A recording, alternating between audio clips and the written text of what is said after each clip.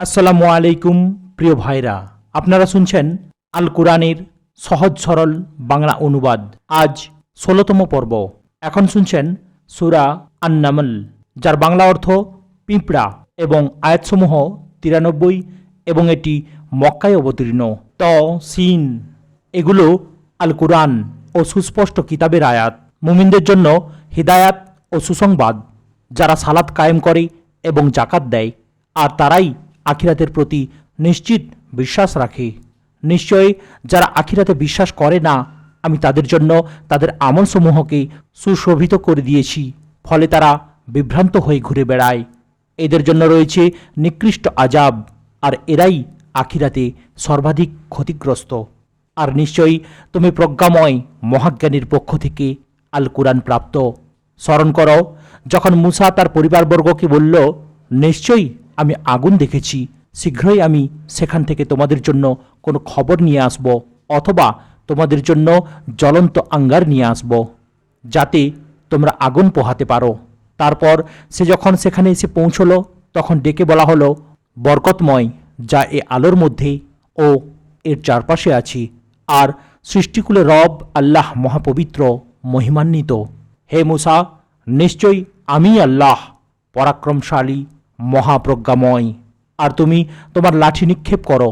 তারপর যখন সে ওটাকে সাপের মতো ছুটাছুটি করতে দেখল, তখন সে পেছনের দিকে ছুটতে লাগলো এবং ফিরে তাকালো না।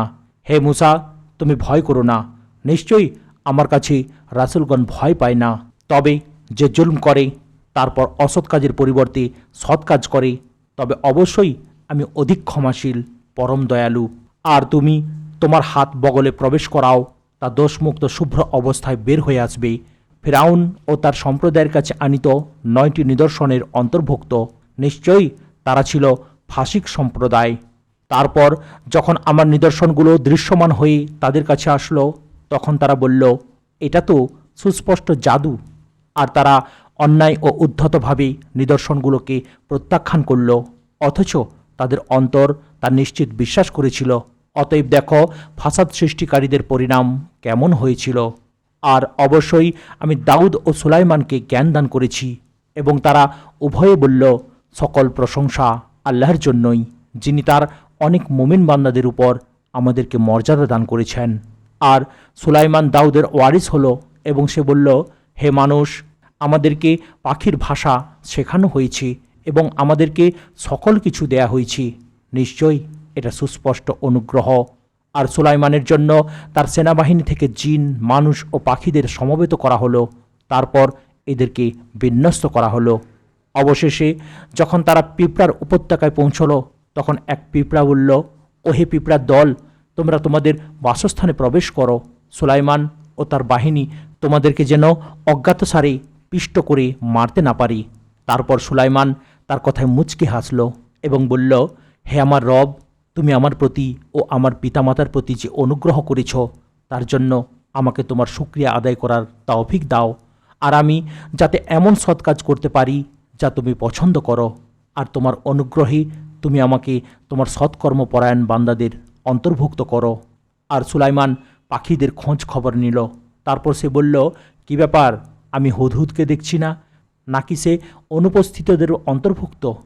অবশ্যই আমি তাকে কঠিন আযাব দেব, অথবা তাকে জবেহ করব, অথবা সে আমার কাছে সুস্পষ্ট প্রমাণ নিয়ে আসবে। তারপর অনতিবিলম্বে হুদহুদ এসে বলল, আমি যা অবগত হয়েছি আপনি তা অবগত নন। আমি সাবা থেকে আপনার জন্য নিশ্চিত খবর নিয়ে এসেছি। আমি এক নারীকে দেখতে পেলাম, সে তাদের উপর রাজত্ব করছে, তাকে দেয়া হয়েছে সব কিছু, আর তার আছে এক বিশাল সিংহাসন। আমি তাকে ও তার কওমকে দেখতে পেলাম, তারা আল্লাহর পরিবর্তে সূর্যকে সিজদা করছে, আর শয়তান তাদের কার্যাবলীকে তাদের জন্য সৌন্দর্য মণ্ডিত করে দিয়েছে, এবং তাদেরকে সৎপথ থেকে নিবৃত করেছে, ফলে তারা হিদায়াত পায় না, যাতে তারা আল্লাহকে সিজদা না করে, যিনি আসমান ও জমিনের লুকায়িত বস্তুকে বের করেন। আর তোমরা যা গোপন করো এবং তোমরা যা প্রকাশ করো, তিনি সবই জানেন। আল্লাহ ছাড়া সত্যিকারের কোনো ইলাহ নেই, তিনি মহা আরশের রব। সুলাইমান বলল, তুমি কি সত্য বলেছ, নাকি তুমি মিথ্যাবাদীদের অন্তর্ভুক্ত? তুমি আমার এ পত্র নিয়ে যাও, অতঃপর এটা তাদের কাছে নিক্ষেপ করো। তারপর তাদের কাছ থেকে সরে থাকো এবং দেখো তারা কি জবাব দেয়। সে অর্থাৎ রানী বলল, হে পরিষদবর্গ, নিশ্চয়ই আমাকে এক সম্মানজনক পত্র দেয়া হয়েছে। নিশ্চয়ই এটা সুলাইমানের পক্ষ থেকে, আর নিশ্চয়ই এটা পরম করুণাময়, পরম দয়ালু আল্লাহর নামে, যাতে তোমরা আমার প্রতি উদ্ধত না হও এবং অনুগত হয়ে আমার কাছে আসো। সে অর্থাৎ রানী বলল, হে পারিষদবর্গ, তোমরা আমার ব্যাপারে আমাকে অভিমত দাও। তোমাদের উপস্থিতি ছাড়া আমি কোনো বিষয়ে চূড়ান্ত সিদ্ধান্ত গ্রহণ করি না। তারা বলল, আমরা শক্তিশালী ও কঠোর যোদ্ধা, আর সিদ্ধান্ত আপনার কাছেই। অতএব চিন্তা করে দেখুন আপনি কি নির্দেশ দেবেন। সে বলল, নিশ্চয়ই রাজা বাদশাহরা যখন কোনো জনপদে প্রবেশ করে তখন তাকে বিপর্যস্ত করে এবং সেখানকার সম্মানিত অধিবাসীদেরকে অপদস্থ করে, আর তাই তারা করবে। আর নিশ্চয়ই আমি তাদের কাছে উপঢৌকন পাঠাচ্ছি, তারপর দেখি দূতেরা কি নিয়ে আসে। অতঃপর দূত যখন সুলাইমানের কাছে আসলো তখন সে বলল, তোমরা কি আমাকে সম্পদ দ্বারা সাহায্য করতে চাচ্ছ? সুতরাং আল্লাহ আমাকে যা দিয়েছেন তা তোমাদেরকে যা দিয়েছেন তা থেকে উত্তম। বরং তোমরা তোমাদের উপঢৌকন নিয়ে খুশি হও। তোমরা তাদের কাছে ফিরে যাও, তারপর আমি অবশ্যই তাদের কাছে এমন সৈন্যবাহিনী নিয়ে আসব যার মোকাবেলা করার শক্তি তাদের নেই, আর আমি অবশ্যই তাদেরকে সেখান থেকে লাঞ্ছিত অবস্থায় বের করে দেব, আর তারা অপমানিত। সুলাইমান বলল, হে পারিষদবর্গ, তারা আমার কাছে আত্মসমর্পণ করে আসার পূর্বে তোমাদের মধ্যে কে তার অর্থাৎ রানীর সিংহাসন আমার কাছে নিয়ে আসতে পারবে? এক শক্তিশালী জিন বলল, আপনি আপনার স্থান থেকে ওঠার পূর্বেই আমি তা এনে দেব। আমি নিশ্চয়ই এই ব্যাপারে শক্তিমান, বিশ্বস্ত। যার কাছে কিতাবের এক বিশেষ জ্ঞান ছিল সে বলল, আমি চোখের পলক পড়ার পূর্বেই তা আপনার কাছে নিয়ে আসব। অতঃপর যখন সুলাইমান তা তার সামনে স্থির দেখতে পেল তখন বলল, এটি আমার রবের অনুগ্রহ, যাতে তিনি আমাকে পরীক্ষা করেন যে আমি কি কৃতজ্ঞতা প্রকাশ করি নাকি অকৃতজ্ঞতা প্রকাশ করি। আর যে কৃতজ্ঞতা প্রকাশ করে সে তো তার নিজের কল্যাণেই তা করে, আর যে কেউ অকৃতজ্ঞ হবে তবে নিশ্চয়ই আমার রব অভাবমুক্ত, অধিক দাতা।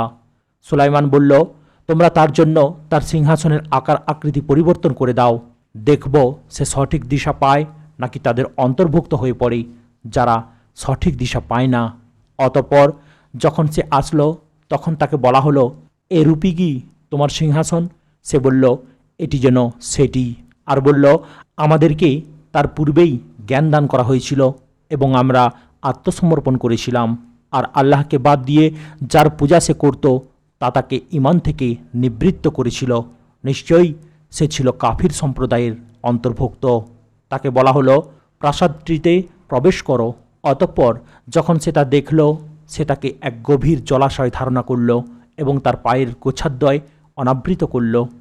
সুলাইমান বলল, এটি আসলে স্বচ্ছ কাঁচ নির্মিত প্রাসাদ। সে বলল, হে আমার রব, নিশ্চয়ই আমি আমার নিজের প্রতি জুলুম করেছি। আমি সুলাইমানের সাথে সৃষ্টিকুলের রব আল্লাহর নিকট আত্মসমর্পণ করলাম, আর অবশ্যই আমি সামুদ সম্প্রদায়ের নিকট তাদের ভাই সালিহকে পাঠিয়েছিলাম যে তোমরা আল্লাহর ইবাদত করো। অতঃপর তারা দুদলে বিভক্ত হয়ে বিতর্ক করছিল। সে বলল, হে আমার কম, তোমরা কল্যাণের পূর্বে কেন অকল্যাণকে ত্বরান্বিত করতে চাইছ? কেন তোমরা আল্লাহর কাছে ক্ষমা প্রার্থনা করছো না যেন তোমাদেরকে রহমত করা হয়? তারা বলল, আমরা তুমি ও তোমার সাথে যারা আছে তাদেরকে অশুভ মনে করছি। সে বলল, তোমাদের অশুভ আল্লাহর নিকট, বরং তোমরা এমন এক কম যাদের পরীক্ষা করা হচ্ছে। আর সেই শহরে ছিল 9 নেতৃস্থানীয় ব্যক্তি যারা জমিনে ফাসাদ সৃষ্টি করত এবং সংস্কার সংশোধনমূলক কিছু করত না। তারা বলল, তোমরা পরস্পর আল্লাহর কসম করো যে আমরা রাত্রিকালে তার ও তার পরিবারের উপর অবশ্যই আক্রমণ করব। অতঃপর আমরা তার নিকটাত্মীয়দের বলবো, আমরা তার পরিবারবর্গের হত্যাকাণ্ড প্রত্যক্ষ করিনি, আর নিশ্চয়ই আমরা সত্যবাদী। আর তারা এক চক্রান্ত করল এবং আমিও কৌশল অবলম্বন করলাম, অথচ তারা উপলব্ধিও করতে পারল না। অতএব দেখো তাদের চক্রান্তের পরিণাম কিরূপ হয়েছে। আমি তাদের ও তাদের কমকে একত্রে ধ্বংস করে দিয়েছি। সুতরাং ওইগুলো তাদের বাড়িঘর যা তাদের জুলমের কারণে বিরান হয়ে আছে। নিশ্চয়ই এর মধ্যে নিদর্শন রয়েছে সে কমের জন্য যারা জ্ঞান রাখে। আর আমি মুমিনদের মুক্তি দিলাম এবং তারা ছিল তাকওয়া অবলম্বনকারী। আর স্মরণ করো লুতের কথা, যখন সে তার কওমকে বলেছিল, তোমরা কেন অশ্লীল কাজ করছো, অথচ তা তোমরা ভালোভাবে প্রত্যক্ষ করছো। তোমরা কি নারীদের বাদ দিয়ে পুরুষদের উপর কামতৃপ্তির জন্য উপগত হবে? বরং তোমরা এমন এক কওম যারা জানে না। ফলে তার কওমের জবাব একমাত্র এই ছিল যে, লুতের পরিবারকে তোমাদের জনপদ থেকে বের করে দাও। নিশ্চয়ই এরা এমন লোক যারা পবিত্র থাকতে চায়। অতএব আমি মুক্তি দিলাম তাকে ও তার পরিবারকে, তবে তার স্ত্রীকে ছাড়া। আমি তাকে ধ্বংসপ্রাপ্তদের মধ্যেই সাব্যস্ত করে রেখেছিলাম। আমি তাদের উপর মুষলধারে পাথরের বৃষ্টি বর্ষণ করেছিলাম। ভীতি প্রদর্শিতদের জন্য কতই না নিকৃষ্ট ছিল এই বৃষ্টি। বলো, সকল প্রশংসাই আল্লাহর নিমিত্তে, আর শান্তি তার বান্দাদের প্রতি যাদের তিনি মনোনীত করেছেন। আল্লাহ শ্রেষ্ঠ নাকি যাদের এরা শরিক করে তারা? বরং তিনি শ্রেষ্ঠ, যিনি আসমানসমূহ ও জমিনকে সৃষ্টি করেছেন এবং তোমাদের জন্য তিনি আসমান থেকে পানি বর্ষণ করেন। অতঃপর তা দ্বারা আমি মনোরম উদ্যান সৃষ্টি করি। তার বৃক্ষাদি উৎপন্ন করার ক্ষমতা তোমাদের নেই। আল্লাহর সাথে কি অন্য কোনো ইলাহ আছে? বরং তারা এমন এক কওম যারা শিরক করে। বরং তিনি, যিনি জমিনকে আবাসযোগ্য করেছেন এবং তার মধ্যে প্রবাহিত করেছেন নদী নালা, আর তাতে স্থাপন করেছেন সুদৃঢ় পর্বতমালা এবং দুই সমুদ্রের মধ্যখানে অন্তরায় সৃষ্টি করেছেন। আল্লাহর সাথে কি অন্য কোনো ইলাহ আছে? বরং তাদের অধিকাংশই জানে না। বরং তিনি, যিনি নিরুপায়ের আহ্বানে সাড়া দেন এবং বিপদ দূরীভূত করেন এবং তোমাদেরকে জমিনের প্রতিনিধি বানান। আল্লাহর সাথে কি অন্য কোনো ইলাহ আছে? তোমরা কমই উপদেশ গ্রহণ করে থাকো। বরং তিনি, যিনি তোমাদেরকে স্থলে ও সমুদ্রের অন্ধকারে পথ দেখান এবং যিনি স্বীয় রহমতের প্রাক্কালে সুসংবাদবাহী বাতাস প্রেরণ করেন। আল্লাহর সাথে কি অন্য কোনো ইলাহ আছে? তারা যা কিছু শরিক করে আল্লাহ তা থেকে ঊর্ধ্বে। বরং তিনি, যিনি সৃষ্টির সূচনা করেন, তারপর তার পুনরাবৃত্তি করবেন এবং যিনি তোমাদেরকে আসমান ও জমিন থেকে রিজক দান করেন। আল্লাহর সাথে কি কোনো ইলাহ আছে? বলো, তোমাদের প্রমাণ নিয়ে এসো যদি তোমরা সত্যবাদী হও। বলো, আল্লাহ ছাড়া আসমানসমূহে ও জমিনে যারা আছে তারা গায়েব জানে না, আর কখন তাদেরকে পুনরুত্থিত করা হবে তা তারা অনুভব করতে পারে না। বরং আখিরাত সম্পর্কে তাদের জ্ঞান নিঃশেষ হয়েছে। বরং সে বিষয়ে তারা সন্দেহে আছে। বরং এ ব্যাপারে তারা অন্ধ। আর কাফিররা বলে, আমরা ও আমাদের পিতৃপুরুষরা মাটি হয়ে যাব, তখনও কি আমাদেরকে উত্থিত করা হবে? ইতোপূর্বে আমাদেরকে ও আমাদের পূর্বপুরুষদেরকে এ বিষয়ে ওয়াদা দেয়া হয়েছিল। এটি প্রাচীন লোকদের উপকথা ছাড়া কিছুই নয়। বলো, তোমরা জমিনে ভ্রমণ করো, তারপর দেখো কিরূপ হয়েছিল অপরাধীদের পরিণতি। আর তাদের জন্য দুঃখ করো না, এবং তারা যে ষড়যন্ত্র করে তাতে মনক্ষুণ্ণ হইও না। আর তারা বলে, তোমরা সত্যিবাদী হলে বলো, এই ওয়াদা কখন আসবে? বলো, আশা করা যায় তোমরা যে বিষয়ে তাড়াহুড়ো করছো তার কিছু অচিরেই হবে। আর নিশ্চয়ই তোমার রব মানুষের প্রতি অনুগ্রহশীল, কিন্তু তাদের বেশিরভাগই শুকরিয়া আদায় করে না। আর নিশ্চয়ই তোমার রব অবশ্যই জানেন তাদের অন্তর যা গোপন করে এবং যা তারা প্রকাশ করে। আর আসমান ও জমিনে এমন কোনো গোপন বিষয় নেই যা সুস্পষ্ট কিতাবে লিপিবদ্ধ নেই। নিশ্চয়ই এ কুরআন তাদের কাছে বর্ণনা করছে বনী ইসরাইল যেসব বিষয়ে বিতর্ক করে তার অধিকাংশই। আর নিশ্চয়ই এটি মুমিনদের জন্য হিদায়াত ও রহমত। নিশ্চয়ই তোমার রব নিজের বিচার প্রজ্ঞা দ্বারা তাদের মধ্যে ফয়সালা করে দেবেন, আর তিনি মহাপরাক্রমশালী, সর্বজ্ঞ। অতএব আল্লাহর উপর তাওয়াক্কুল করো, কারণ তুমি সুস্পষ্ট সত্যের উপর অধিষ্ঠিত আছো।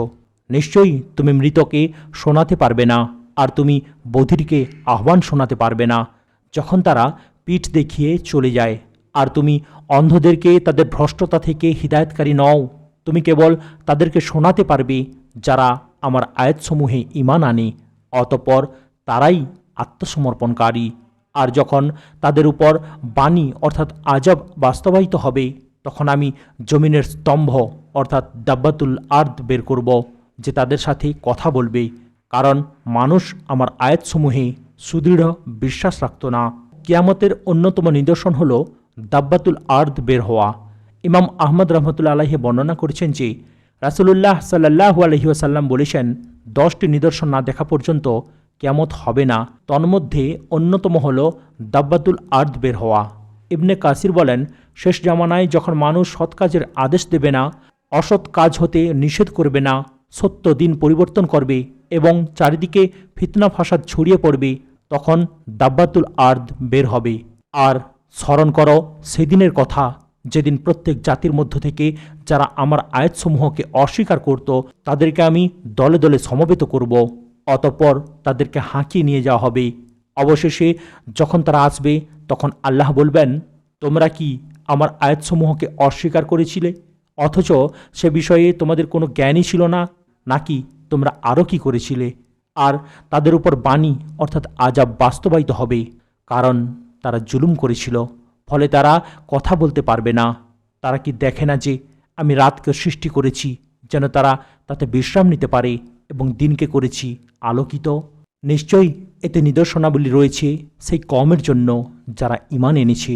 আর যেদিন সিংগায় ফুঁক দেয়া হবে সেদিন আসমানসমূহ ও জমিনে যারা আছে সবাই ভীত হবে, তবে আল্লাহ যাদেরকে চাইবেন তারা ছাড়া, আর সবাই তার কাছে হীন অবস্থায় উপস্থিত হবে। আর তুমি পাহাড়সমূহকে দেখছ, সেগুলোকে তুমি স্থির মনে করছো, অথচ তা মেঘমালার ন্যায় চলতে থাকবে। এটা আল্লাহর কাজ, যিনি সব কিছু দৃঢ়ভাবে করেছেন। নিশ্চয়ই তোমরা যা করো তিনি সে সম্পর্কে বিশেষভাবে অবহিত। যে ব্যক্তি সৎ কাজ নিয়ে আসবে তার জন্য থাকবে তা থেকে উত্তম প্রতিদান, এবং সেদিনের ভীতিকর অবস্থা থেকে তারা নিরাপদ থাকবে। আর যারা মন্দ কাজ নিয়ে আসবে তাদেরকে উপর করে জাহান্নামে নিক্ষেপ করা হবে। তাদেরকে বলা হবে, তোমরা যে আমল করেছ তারই প্রতিদান তোমাদেরকে দেয়া হলো। আমাকে তো নির্দেশ দেয়া হয়েছে এই শহরের রবের ইবাদত করতে, যিনি এটিকে সম্মানিত করেছেন। আর আমাকে নির্দেশ দেয়া হয়েছে আমি যেন মুসলিমদের অন্তর্ভুক্ত হই, আর আমি যেন আল কুরআন অধ্যয়ন করি। অতঃপর যে হিদায়ত লাভ করল সে নিজের জন্য হিদায়ত লাভ করল, আর যে পথভ্রষ্ট হলো তাকে বলো আমি তো সতর্ককারীদের অন্তর্ভুক্ত। আর বলো সকল প্রশংসা আল্লাহর, অচিরেই তিনি তোমাদেরকে তাঁর নিদর্শনসমূহ দেখাবেন, যখন তোমরা তা চিনতে পারবে। আর তোমরা যা আমল করো সে ব্যাপারে তোমাদের রব বেখবর নয়। এখন শুনছেন সূরা আল কাসাস, যার বাংলা অর্থ কাহিনী। আয়াতসমূহ 88 এবং এটি মক্কায় অবতীর্ণ। বিসমিল্লাহির রহমানির রহিম। পরম করুণাময় ও অতীব দয়ালু আল্লাহর নামে। ত সিন মিম। এগুলো সুস্পষ্ট কিতাবের আয়াত। আমি তোমার কাছে পাঠ করছি মুসা ও ফিরআউনের কিছু বৃত্তান্ত, যথাযথভাবে এমন লোকদের জন্য যারা ঈমান আনে। নিশ্চয়ই ফিরআউন মিশর দেশে উদ্ধত হয়েছিল এবং তার অধিবাসীকে নানা দলে বিভক্ত করেছিল। তাদের একদলকে সে দুর্বল করে রেখেছিল, যাদের পুত্রদেরকে সে হত্যা করত আর কন্যাদেরকে বাঁচিয়ে রাখত। নিশ্চয়ই সে ছিল বিপর্যয় সৃষ্টিকারীদের অন্যতম। আর আমি চাইলাম সেই দেশে যাদেরকে দুর্বল করে রাখা হয়েছিল তাদের প্রতি অনুগ্রহ করতে এবং তাদেরকে নেতা বানাতে আর তাদেরকে উত্তরাধিকারী বানাতে, আর জমিনে তাদেরকে ক্ষমতায় অধিষ্ঠিত করতে এবং ফিরআউন, হামান ও তাদের সৈন্যদেরকে দেখিয়ে দিতে যা তারা তাদের কাছ থেকে আশঙ্কা করছিল। আর আমি মুসার মায়ের প্রতি নির্দেশ পাঠালাম, তুমি তাকে দুধ পান করাও। অতঃপর যখন তুমি তার ব্যাপারে আশঙ্কা করবে তখন তাকে দরিয়ায় নিক্ষেপ করবে, আর তুমি ভয় করবে না এবং চিন্তা করবে না। নিশ্চয়ই আমি তাকে তোমার কাছে ফিরিয়ে দেব এবং তাকে রাসূলদের অন্তর্ভুক্ত করব। অতঃপর ফিরআউন পরিবার তাকে উঠিয়ে নিল। পরিণামে সে তাদের শত্রু ও দুশ্চিন্তার কারণ হবে। নিশ্চয়ই ফিরআউন, হামান ও তাদের সৈন্যরা ছিল অপরাধী। আর ফিরআউনের স্ত্রী বলল, এ শিশুটি আমার ও তোমার চক্ষু শীতলকারী, তাকে হত্যা করো না। আশা করা যায় সে আমাদের কোনো উপকারে আসবে, অথবা আমরা তাকে সন্তান হিসেবে গ্রহণ করতে পারি। অথচ তারা উপলব্ধি করতে পারেনি। আর মুসার মায়ের অন্তর বিচলিত হয়ে উঠেছিল।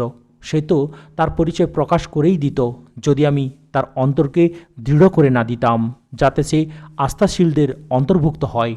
আর সে মুসার বোনকে বলল, এর পিছনে পিছনে যাও। সে দূর থেকে তাকে দেখছিল, কিন্তু তারা টের পায়নি। আর আমি তার জন্য পূর্ব থেকেই ধাত্রী অর্থাৎ স্তন্যপান নিষিদ্ধ করে দিয়েছিলাম। তারপর মুসার বোন এসে বলল, আমি কি তোমাদেরকে এমন একটি পরিবারের সন্ধান দেব যারা এ শিশুটিকে তোমাদের পক্ষে লালন পালন করবে এবং তারা তার শুভাকাঙ্ক্ষী হবে। অতঃপর আমি তাকে তার মায়ের কাছে ফিরিয়ে দিলাম, যাতে তার চোখ জুড়ায় এবং সে যেন কোনো দুশ্চিন্তা না করে, আর সে যেন জানতে পারে যে নিশ্চয়ই আল্লাহর ওয়াদা সত্য, কিন্তু তাদের অধিকাংশই তা জানে না। আর মুসা যখন যৌবনে পদার্পণ করল এবং পরিণত বয়স্ক হল, তখন আমি তাকে বিচার বুদ্ধি ও জ্ঞান দান করলাম, আর এভাবেই আমি সৎকর্মশীলদের পুরস্কার দিয়ে থাকি। আর সে শহরে প্রবেশ করল। যখন তার অধিবাসীরা ছিল অসতর্ক, তখন সেখানে সে দুজন লোককে সংঘর্ষে লিপ্ত অবস্থায় পেল, একজন তার নিজের দলের এবং অপরজন তার শত্রু দলের। তখন তার নিজের দলের লোকটি তার শত্রু দলের লোকটির বিরুদ্ধে তার কাছে সাহায্য চাইল। অতঃপর মুসা তাকে ঘুষি মারল, ফলে সে তাকে মেরে ফেলল। মুসা বলল, এটা শয়তানের কাজ, নিশ্চয়ই সে পথভ্রষ্টকারী, প্রকাশ্য শত্রু। সে বলল, হে আমার রব, নিশ্চয়ই আমি আমার নফসের প্রতি জুলুম করেছি, সুতরাং আপনি আমাকে ক্ষমা করে দিন। অতঃপর তিনি তাকে ক্ষমা করলেন, নিশ্চয়ই তিনি অতি ক্ষমাশীল, পরম দয়ালু। মুসা বলল, হে আমার রব, আপনি যেহেতু আমার প্রতি নিয়ামত দান করেন, তাই আমি কখনো আর অপরাধীদের সাহায্যকারী হব না। অতঃপর ভীত প্রতীক্ষারত অবস্থায় সেই শহরে তার সকাল হলো। হঠাৎ সে শুনতে পেল যে লোকটি গতকাল তার কাছে সাহায্য চেয়েছিল, সে আবার সাহায্যের জন্য চিৎকার করছে। মুসা তাকে বলল, নিশ্চয়ই তুমি তো একজন স্পষ্ট বিভ্রান্ত ব্যক্তি। অতঃপর মুসা যখন উভয়েরই শত্রুকে ধরতে চাইল, তখন লোকটি বলে উঠল, হে মুসা, তুমি কি আমাকেও হত্যা করতে চাও, যেমন গতকাল একটি লোককে তুমি হত্যা করেছ? তুমি তো জমিনে কেবল স্বৈরাচারী হতে চাচ্ছ, আর তুমি তো সংশোধনকারীদের মধ্যে অন্তর্ভুক্ত হতে চাচ্ছ না। আর শহরের দূরপ্রান্ত থেকে একজন লোক ছুটে আসলো। সে বলল, হে মুসা, নিশ্চয়ই পারিষদবর্গ তোমাকে হত্যার পরামর্শ করছে, তাই তুমি বেরিয়ে যাও, নিশ্চয়ই আমি তোমার জন্য কল্যাণকামীদের একজন। তখন সে ভীত প্রতীক্ষারত অবস্থায় শহর থেকে বেরিয়ে পড়ল, বলল, হে আমার রব, আপনি জালিম কম থেকে আমাকে রক্ষা করুন। আর যখন মুসা মাদিয়ান অভিমুখে রওনা করল, তখন বলল, আশা করি আমার রব আমাকে সঠিক পথ প্রদর্শন করবেন। আর যখন সে মাদিয়ানের পানির নিকট উপনীত হল, তখন সেখানে একদল লোককে পেল, যারা পশুদের পানি পান করাচ্ছে, এবং তাদের ছাড়া দুজন নারীকে পেল, যারা তাদের পশুগুলোকে আগলে রাখছে। সে বলল, তোমাদের ব্যাপার কি? তারা বলল, আমরা আমাদের পশুগুলোর পানি পান করাতে পারি না, যতক্ষণ না রাখালরা তাদের পশুগুলো নিয়ে সরে যায়, আর আমাদের পিতা অতি বৃদ্ধ। তখন মুসা তাদের পক্ষে পশুগুলোকে পানি পান করিয়ে দিল। তারপর ছায়ায় ফিরে গেল এবং বলল, হে আমার রব, নিশ্চয়ই আপনি আমার প্রতি যে অনুগ্রহ নাজিল করবেন, আমি তার মুখাপেক্ষী। অতঃপর নারীদ্বয়ের একজন লাজুকভাবে হেঁটে তার কাছে এসে বলল যে, আমার পিতা আপনাকে ডাকছেন, যেন তিনি আপনাকে পারিশ্রমিক দিতে পারেন আমাদের পশুগুলোকে আপনি যে পানি পান করিয়েছেন তার বিনিময়ে। অতঃপর যখন মুসা তার নিকট আসলো এবং সকল ঘটনা তার কাছে খুলে বলল, তখন সে বলল, তুমি ভয় করো না, তুমি জালিম কম থেকে রেহাই পেয়ে গেছ। নারীদ্বয়ের একজন বলল, হে আমার পিতা, আপনি তাকে মজুর নিযুক্ত করুন, নিশ্চয়ই আপনি যাদেরকে মজুর নিযুক্ত করবেন তাদের মধ্যে সে উত্তম, যে শক্তিশালী, বিশ্বস্ত। সে বলল, আমি আমার এই কন্যাদ্বয়ের একজনকে তোমার সাথে বিয়ে দিতে চাই, এই শর্তে যে তুমি 8 বছর আমার মজুরি করবে, আর যদি তুমি 10 বছর পূর্ণ করো তবে সেটা তোমার পক্ষ থেকে অতিরিক্ত। আমি তোমাকে কষ্ট দিতে চাই না, তুমি ইনশাআল্লাহ আমাকে সৎকর্মপরায়ণদের অন্তর্ভুক্ত পাবে। মুসা বলল, এ চুক্তি আমার ও আপনার মধ্যে রইল।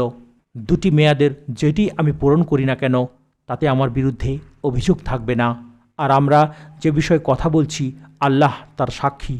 অতঃপর মুসা যখন মেয়াদ পূর্ণ করল এবং সপরিবারে যাত্রা করল, তখন সে তুর পর্বতের পাশে আগুন দেখতে পেল।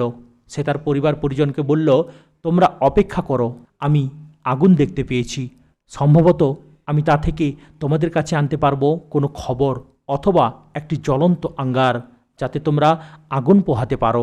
অতঃপর যখন মূসা আগুনের নিকট আসলো, তখন উপত্যকার ডান পার্শ্বে পবিত্র ভূমিতে অবস্থিত বৃক্ষ থেকে তাকে আহ্বান করে বলা হলো, হে মূসা, নিশ্চয়ই আমি আল্লাহ সৃষ্টিকুলের রব, আর তুমি তোমার লাঠি ফেলে দাও।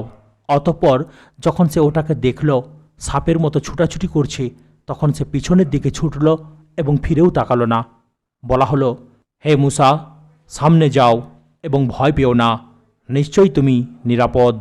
তোমার হাত তোমার বগলে রাখো, এটা ত্রুটিমুক্ত অবস্থায় শুভ্রোজ্জ্বল হয়ে বেরিয়ে আসবে। আর ভয় থেকে রক্ষার জন্য তোমার হাত তোমার নিজের দিকে মিলাও। অতঃপর এ দুটো তোমার রবের পক্ষ থেকে দুটি প্রমাণ। ফিরাউন ও তার পারিষদবর্গের জন্য নিশ্চয়ই তার ফাঁসি কম।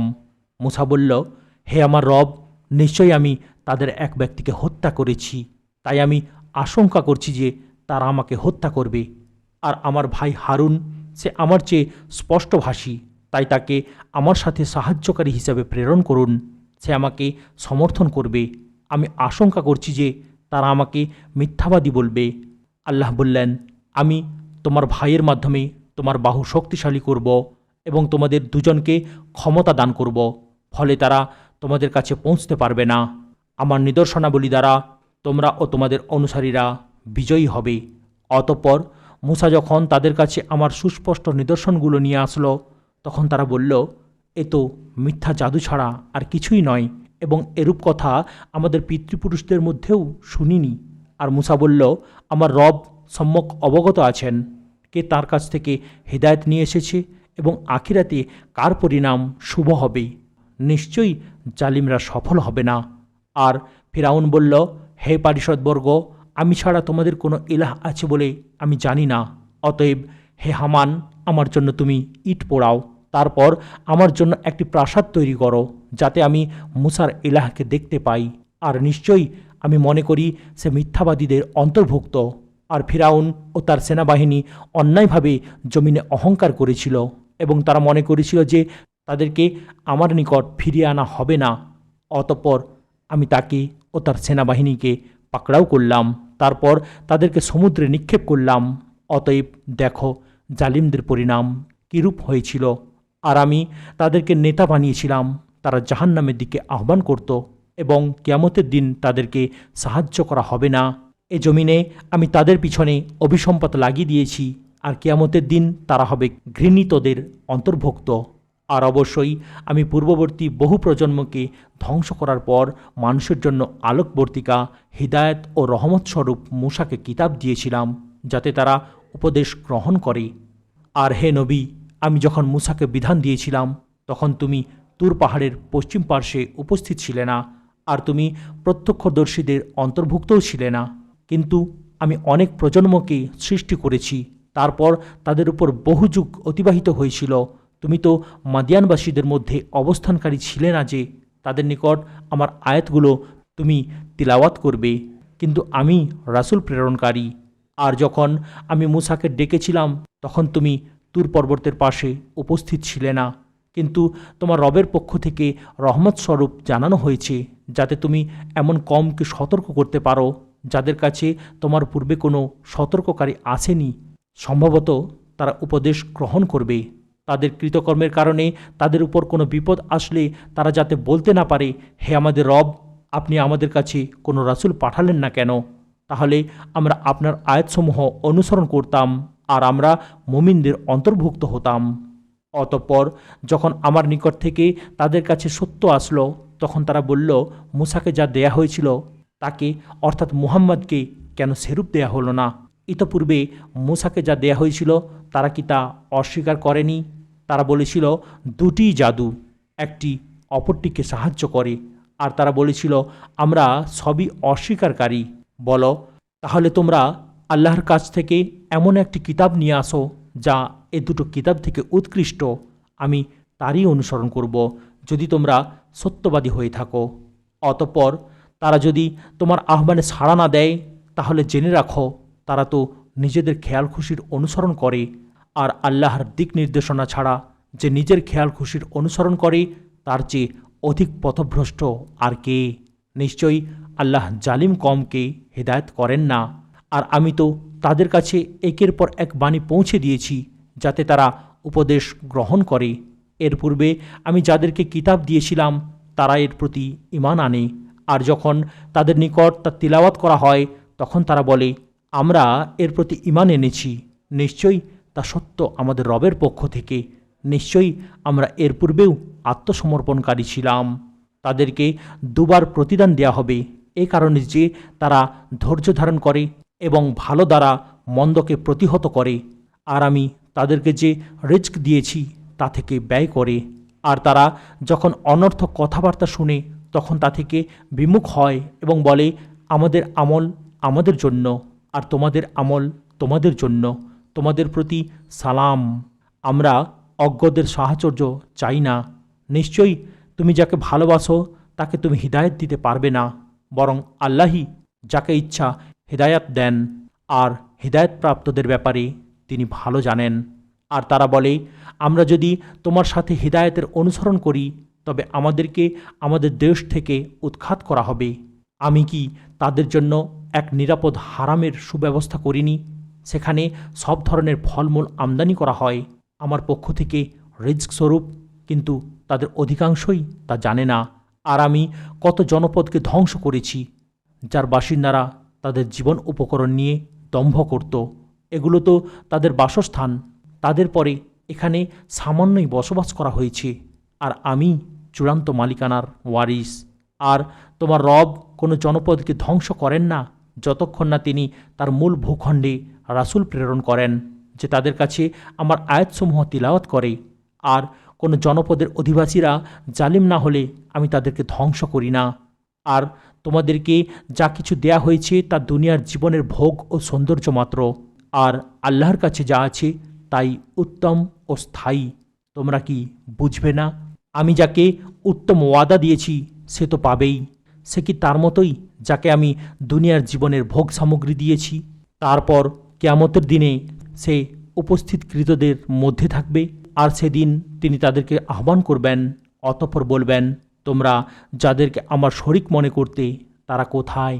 যাদের জন্য শাস্তির বাণী অবধারিত হবে তারা বলবে, হে আমাদের রব, ওরা তো তারা যাদেরকে আমরা বিভ্রান্ত করেছিলাম। তাদেরকে আমরা বিভ্রান্ত করেছিলাম যেমন আমরা বিভ্রান্ত হয়েছিলাম। আমরা আপনার কাছে দায় মুক্তি চাচ্ছি, তারা তো আমাদের ইবাদত করতো না। আর বলা হবে, তোমাদের দেবতাগুলোকে ডাকো, অতঃপর তারা তাদেরকে ডাকবে, তখন তারা তাদের ডাকে সাড়া দেবে না, আর তারা আযাব দেখতে পাবে। হায়, এরা যদি সৎপথ প্রাপ্ত হতো। আর সেদিন আল্লাহ তাদেরকে ডেকে বলবেন, তোমরা রাসূলদেরকে কি জবাব দিয়েছিলে? অতঃপর সেদিন সকল সংবাদ তাদের কাছ থেকে গোপন হয়ে যাবে, তখন তারা পরস্পরকে জিজ্ঞাসা করতে পারবে না। তবে যে তওবা করেছিল, ঈমান এনেছিল এবং সৎকর্ম করেছিল, আশা করা যায় সে সাফল্য অর্জনকারীদের অন্তর্ভুক্ত হবে। আর তোমার রব যা ইচ্ছা সৃষ্টি করেন এবং মনোনীত করেন তাদের কোনো এখতিয়ার নাই। আল্লাহ পবিত্র, মহান, এবং তারা যা শরিক করে তিনি তা থেকে ঊর্ধ্বে। আর তোমার রব জানেন তাদের অন্তর যা গোপন করে আর তারা যা প্রকাশ করে। আর তিনি আল্লাহ, তিনি ছাড়া কোনো সত্য ইলাহ নেই। দুনিয়া ও আখিরাতে সমস্ত প্রশংসা তাঁরই, বিধান তাঁরই, তাঁর কাছেই তোমরা প্রত্যাবর্তিত হবে। বলো, তোমরা ভেবে দেখেছ কি, যদি আল্লাহ রাতকে তোমাদের উপর কিয়ামত পর্যন্ত স্থায়ী করে দেন তবে তাঁর পরিবর্তে কোনো ইলাহ আছে কি যে তোমাদের আলো এনে দেবে? তবুও কি তোমরা শুনবে না?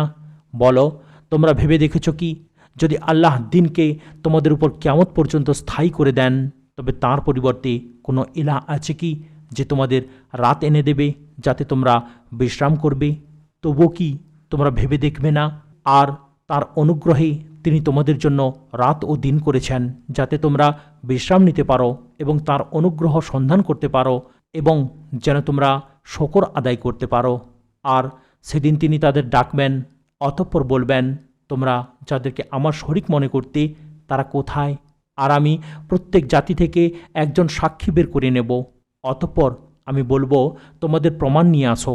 তখন তারা জানতে পারবে যে নিশ্চয়ই সত্য আল্লাহর কাছেই, এবং তারা যেসব মিথ্যা উদ্ভাবন করত তা তাদের থেকে হারিয়ে যাবে। নিশ্চয়ই কারণ ছিল মূসার কম ভক্ত। অতঃপর সে তাদের উপর অধ্যত্ব প্রকাশ করে অথচ আমি তাকে এমন ধনভাণ্ডার দান করেছিলাম যে নিশ্চয়ই তার চাবিগুলো একদল শক্তিশালী লোকের উপর ভারী হয়ে যেত।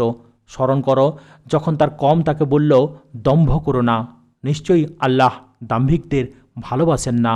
আর আল্লাহ তোমাকে যা দান করেছেন তাতে তুমি আখিরাতের নিবাস অনুসন্ধান করো, তবে তুমি দুনিয়া থেকে তোমার অংশ ভুলে যেও না। তোমার প্রতি আল্লাহ যেরূপ অনুগ্রহ করেছেন তুমিও সেরূপ অনুগ্রহ করো, আর জমিনে ফাসাদ করতে চেও না, নিশ্চয়ই আল্লাহ ফাসাদকারীদের ভালোবাসেন না। সে বলল, আমি তো এই ধনভাণ্ডার প্রাপ্ত হয়েছি আমার কাছে থাকা জ্ঞান দ্বারা। সে কি জানত না যে আল্লাহ তার পূর্বে বহু প্রজন্মকে ধ্বংস করে দিয়েছেন, যারা ছিল তার থেকে শক্তিমত্তায় প্রবলতর এবং জনসংখ্যায় অধিক, আর অপরাধীদেরকে তাদের অপরাধ সম্পর্কে প্রশ্ন করা হবে না। অতঃপর সে তার কওমের সামনে জাঁকজমকের সাথে বের হলো। যারা দুনিয়ার জীবন চাইত তারা বলল, আহা, কারুনকে যেমন দেয়া হয়েছে আমাদেরও যদি তেমন থাকতো, নিশ্চয়ই সে বিরাট সম্পদশালী। আর যারা জ্ঞানপ্রাপ্ত হয়েছিল তারা বলল, ধিক তোমাদেরকে, আল্লাহর প্রতিদানই উত্তম যে ঈমান আনে ও সৎকর্ম করে তার জন্য, আর তা শুধু সবরকারীরাই পেতে পারে। অতঃপর আমি কারুন ও তার প্রাসাদকে মাটিতে দাবিয়ে দিলাম। তখন তার জন্য এমন কোনো দল ছিল না যে আল্লাহর মোকাবিলায় তাকে সাহায্য করতে পারত, এবং সে নিজেও নিজেকে সাহায্য করতে সক্ষম ছিল না। আর গতকাল যারা তার মতো হতে প্রত্যাশা করেছিল তারা বলতে লাগলো, আশ্চর্য, দেখলে তো, আল্লাহ তাঁর বান্দাদের মধ্য থেকে যার জন্য ইচ্ছা রিজক প্রসারিত অথবা সংকুচিত করেন। যদি আল্লাহ আমাদের প্রতি অনুগ্রহ না করতেন তবে আমাদেরকেও তিনি দাবিয়ে দিতেন। দেখলে তো, কাফিররা সফল হয় না।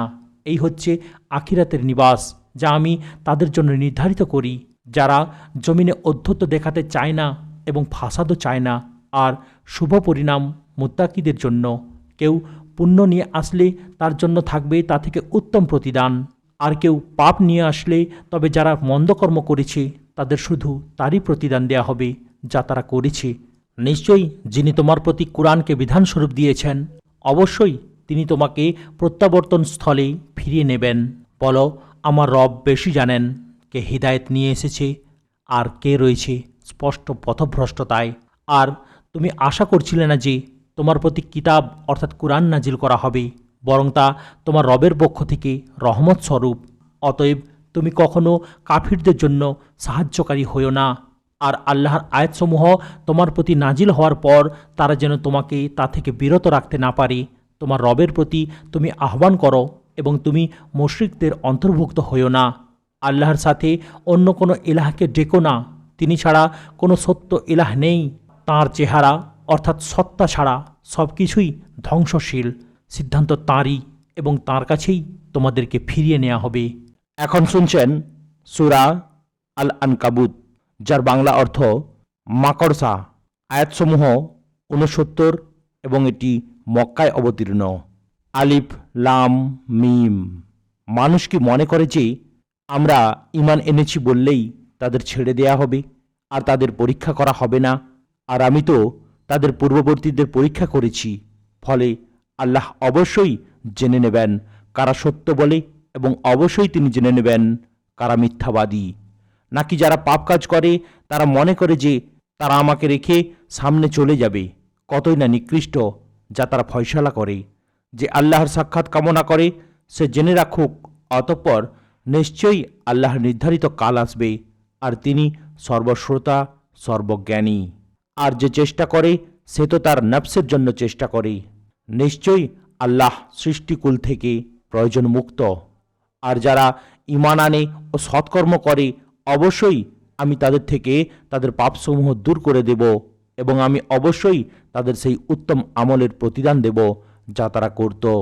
আর আমি মানুষকে নির্দেশ দিয়েছি তার পিতামাতার সাথে সদাচরণ করতে, তবে যদি তারা তোমার উপর প্রচেষ্টা চালায় আমার সাথে এমন কিছুকে শরিক করতে যার সম্পর্কে তোমার কোনো জ্ঞান নেই, তাহলে তুমি তাদের আনুগত্য করবে না। আমার দিকেই তোমাদের প্রত্যাবর্তন।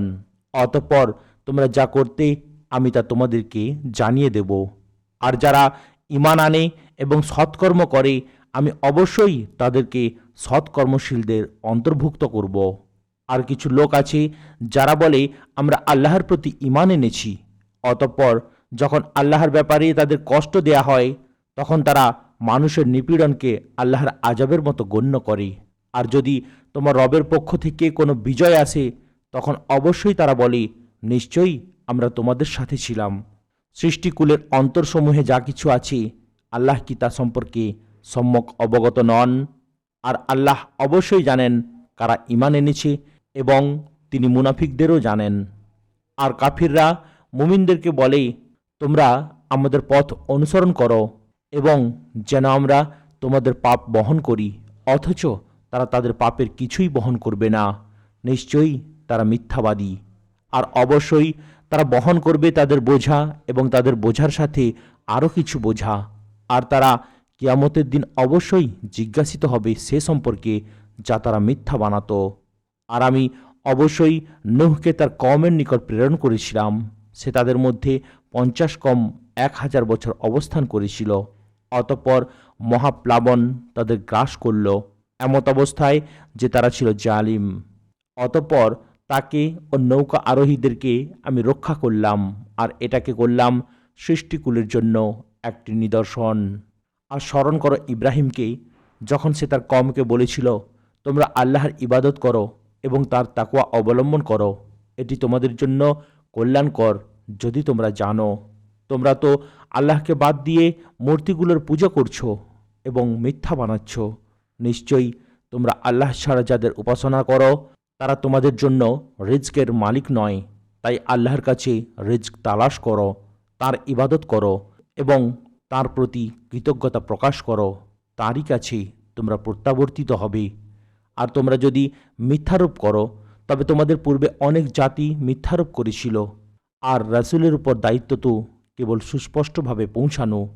তারা কি দেখে না আল্লাহ কিভাবে সৃষ্টির সূচনা করেন, তারপর তিনি তার পুনরাবৃত্তি করবেন? নিশ্চয়ই এটি আল্লাহর জন্য সহজ। বলো, তোমরা জমিনে ভ্রমণ করো, অতঃপর দেখো কিভাবে তিনি সৃষ্টির সূচনা করেছিলেন, তারপর আল্লাহই আরেকবার সৃষ্টি করবেন। নিশ্চয়ই আল্লাহ সব কিছুর উপর ক্ষমতাবান। তিনি যাকে ইচ্ছা আযাব দেবেন এবং যাকে ইচ্ছা দয়া করবেন, আর তার কাছেই তোমাদেরকে ফিরিয়ে নেওয়া হবে। তোমরা আল্লাহকে ব্যর্থ করতে পারবে না পৃথিবীতে অথবা আকাশে, এবং আল্লাহ ব্যতীত তোমাদের কোনো অভিভাবক নেই, সাহায্যকারীও নেই। আর যারা আল্লাহর আয়াতসমূহ ও তার সাক্ষাৎ অস্বীকার করে তারা আমার রহমত থেকে হতাশ হবে এবং তাদের জন্যই রয়েছে যন্ত্রণাদায়ক আযাব। অতঃপর ইব্রাহিমের কওমের জবাব ছিল কেবল এই যে তারা বলল, ওকে হত্যা করো অথবা জ্বালিয়ে দাও। অতঃপর আল্লাহ আগুন থেকে তাকে রক্ষা করলেন। নিশ্চয়ই এতে বহু নিদর্শন রয়েছে যারা ঈমান আনে সেই কওমের জন্য। আর ইব্রাহিম বলল, দুনিয়ার জীবনে তোমাদের মধ্যে মিল মহব্বতের জন্যই তো তোমরা আল্লাহ ছাড়া মূর্তিদেরকে গ্রহণ করেছ।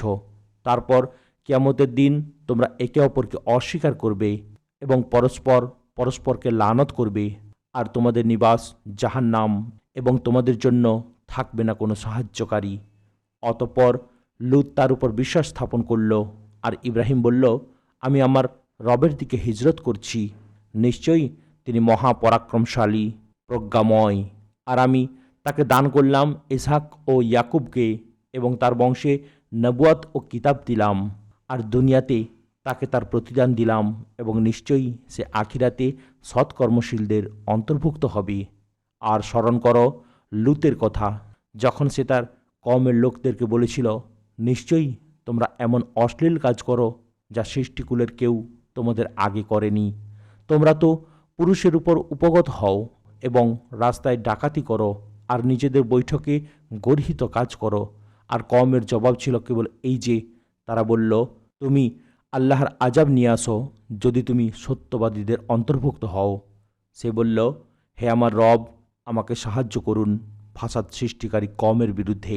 আর আমার ফেরেশতারা যখন ইব্রাহিমের কাছে সুসংবাদ নিয়ে এসেছিল তখন তারা বলেছিল, নিশ্চয়ই আমরা এই জনপদের অধিবাসীদেরকে ধ্বংস করব।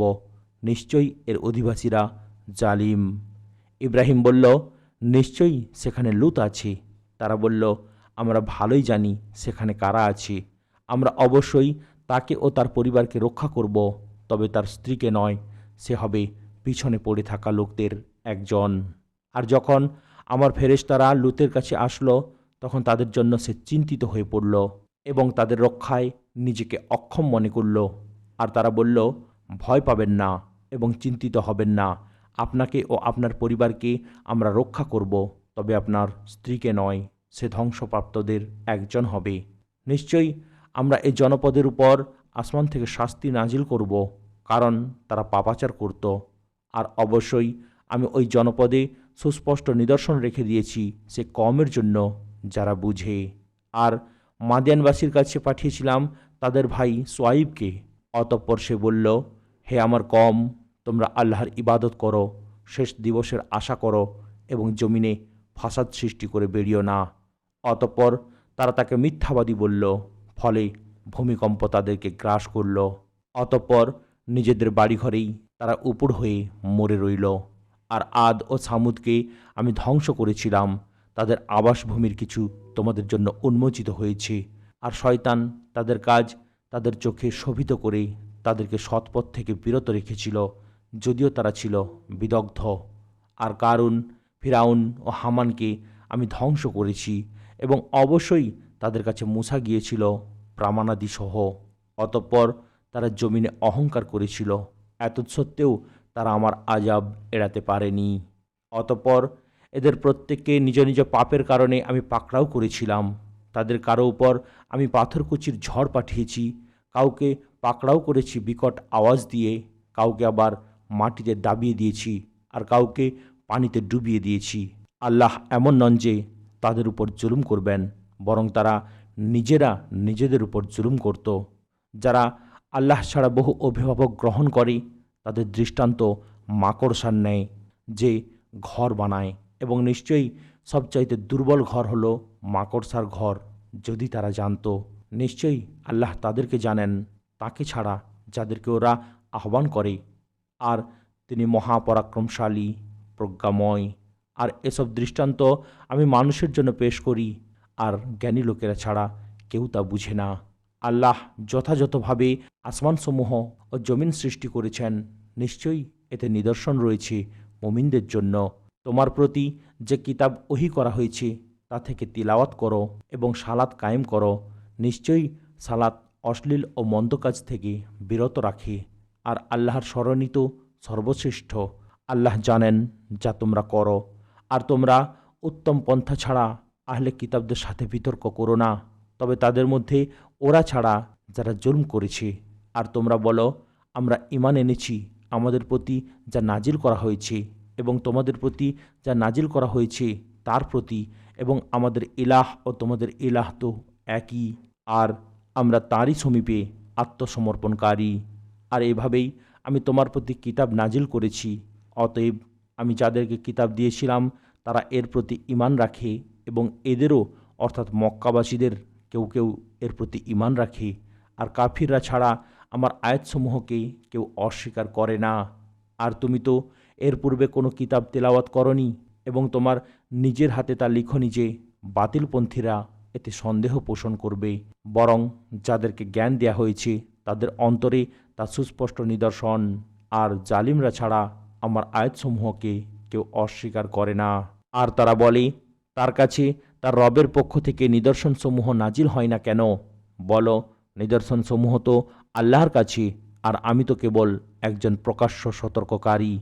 এটা কি তাদের জন্য যথেষ্ট নয় যে নিশ্চয়ই আমি তোমার প্রতি কিতাব নাজিল করেছি যা তাদের নিকট তেলাওয়াত করা হয়? নিশ্চয়ই এর মধ্যে রহমত ও উপদেশ রয়েছে সেই কওমের জন্য যারা ঈমান আনে। বলো, আমার ও তোমাদের মধ্যে সাক্ষী হিসাবে আল্লাহই যথেষ্ট। আসমানসমূহ ও জমিনে যা কিছু আছে তা তিনি জানেন। আর যারা বাতিলে বিশ্বাস করে এবং আল্লাহকে অস্বীকার করে তারাই ক্ষতিগ্রস্ত। আর তারা তোমাকে আযাব ত্বরান্বিত করতে বলে, যদি নির্ধারিত সময় না থাকতো তবে তাদের উপর অবশ্যই আযাব আসত, এবং তা আকস্মিকভাবেই তাদের উপর আসবেই, অথচ তারা টেরও পাবে না। তারা তোমাকে আযাব ত্বরান্বিত করতে বলে, আর নিশ্চয়ই জাহান্নাম কাফিরদেরকে পরিবেষ্টন করবে, যেদিন আযাব তাদেরকে তাদের উপর থেকে ও তাদের পায়ের নিচ থেকে আচ্ছন্ন করে ফেলবে, এবং তিনি বলবেন, তোমরা যা করতে তার স্বাদ আস্বাদন করো। হে আমার বান্দারা, যারা ঈমান এনেছে নিশ্চয়ই আমার জমিন প্রশস্ত, সুতরাং তোমরা আমারই ইবাদত করো। প্রতিটি প্রাণ মৃত্যুর স্বাদ আস্বাদন করবে, তারপর আমার কাছেই তোমরা প্রত্যাবর্তিত হবে। আর যারা ঈমান আনে ও সৎকর্ম করে তাদেরকে অবশ্যই আমি জান্নাতে কক্ষ বানিয়ে দেব, যার তলদেশ দিয়ে নদীসমূহ প্রবাহিত হবে, সেখানে তারা স্থায়ী হবে। কতই না উত্তম আমলকারীদের প্রতিদান। যারা ধৈর্য ধারণ করে এবং তাদের রবের উপরই তাওয়াক্কুল করে। আর এমন কত জীবজন্তু রয়েছে যারা নিজেদের রিজক নিজেরা সঞ্চয় করে না, আল্লাহই তাদের রিজক দেন এবং তোমাদেরও। আর তিনি সর্বশ্রোতা, মহাজ্ঞানী। আর যদি তুমি তাদেরকে প্রশ্ন করো, কে আসমানসমূহ ও জমিন সৃষ্টি করেছেন এবং চাঁদ ও সূর্যকে নিয়োজিত করেছেন, তারা অবশ্যই বলবে আল্লাহ। তাহলে কোথায় তাদের ফেরানো হচ্ছে? আল্লাহ তাঁর বান্দাদের মধ্যে যার জন্য ইচ্ছা করেন রিজক প্রশস্ত করে দেন এবং যার জন্য ইচ্ছা সীমিত করে দেন। নিশ্চয়ই আল্লাহ সকল বিষয়ে সম্যক অবগত। আর তুমি যদি তাদেরকে প্রশ্ন করো, কে আসমান থেকে পানি বর্ষণ করেন অতঃপর তা দ্বারা জমিনকে তার মৃত্যুর পর সঞ্জীবিত করেন, তবে তারা অবশ্যই বলবে আল্লাহ। বলো, সকল প্রশংসা আল্লাহর, কিন্তু তাদের অধিকাংশই তা বুঝে না। আর এ দুনিয়ার জীবন খেল তামাশা ছাড়া আর কিছুই নয়, এবং নিশ্চয়ই আখিরাতের নিবাসী হলো প্রকৃত জীবন। যদি তারা জানত। তারা যখন নৌযানে আরোহণ করে তখন তারা একনিষ্ঠভাবে আল্লাহকে ডাকে, অতঃপর যখন তিনি তাদেরকে স্থলে পৌঁছে দেন তখনই তারা শিরকে লিপ্ত হয়, যাতে আমি তাদেরকে যা দিয়েছি তা তারা অস্বীকার করতে পারে এবং তারা যেন ভোগবিলাসে মত্ত থাকতে পারে। অতঃপর শীঘ্রই তারা জানতে পারবে। তারা কি দেখে না যে আমি হারামকে নিরাপদ বানিয়েছি, অথচ তাদের আশপাশ থেকে মানুষদেরকে ছিনিয়ে নেওয়া হয়? তাহলে কি তারা অসত্যেই বিশ্বাস করবে এবং আল্লাহর নিয়ামতকে অস্বীকার করবে? আর সে ব্যক্তির চেয়ে জালিমার কে, যে আল্লাহর উপর মিথ্যা আরোপ করে অথবা তার নিকট সত্য আসার পর তা অস্বীকার করে। জাহান্নামের মধ্যেই কি কাফিরদের আবাস নয়? আর যারা আমার পথে সর্বাত্মক প্রচেষ্টা চালায় তাদেরকে আমি অবশ্যই আমার পথে পরিচালিত করব। আর নিশ্চয়ই আল্লাহ সৎকর্মশীলদের সাথেই আছেন। এখানেই 3টি সূরা আন-নামল, সূরা আল কাসাস এবং সূরা আল আনকাবুত সমাপ্ত হলো। যারা ভিডিওর পরবর্তী অংশগুলো দেখতে চান তাদের উদ্দেশ্যে বলবো, দয়া করে সাবস্ক্রাইব করে নিন, এবং যারা ইতিপূর্বে সাবস্ক্রাইব করে নিয়েছেন তাদের অসংখ্য ধন্যবাদ। আসসালামু আলাইকুম ওয়া রাহমাতুল্লাহি ওয়া বারাকাতুহু।